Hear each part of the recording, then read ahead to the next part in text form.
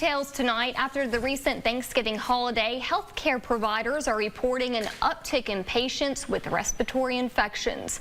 KLTV7's April Peardant spoke with a medical expert from UT Health in Tyler who breaks down how symptoms can turn severe.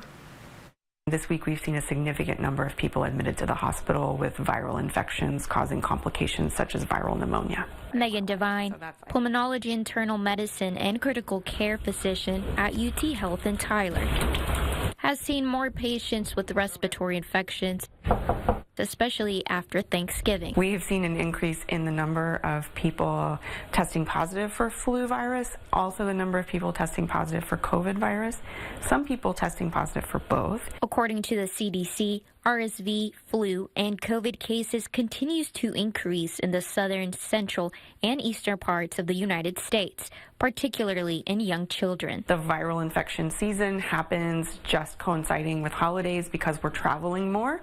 We're mixing and mingling with friends and family, and that's the perfect opportunity to trade virus back and forth. Dr. Devine says the best practice to stay healthy is good hand washing hygiene. It's really 20 to 30 seconds of very good, thorough washing. You want to make sure you're getting all of your fingers, the backs of your hands. So sometimes it's actually better to use hand hygiene products like gels and foams to use the correct amount there as well. She also says getting vaccinated can be a shield of protection for the upcoming holidays. So it's not too late to get your vaccine for flu, COVID, or RSV.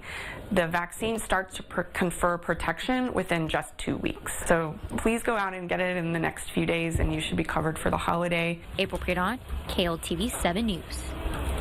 And of course, if you're concerned about having symptoms of an infection, reach out to a healthcare provider.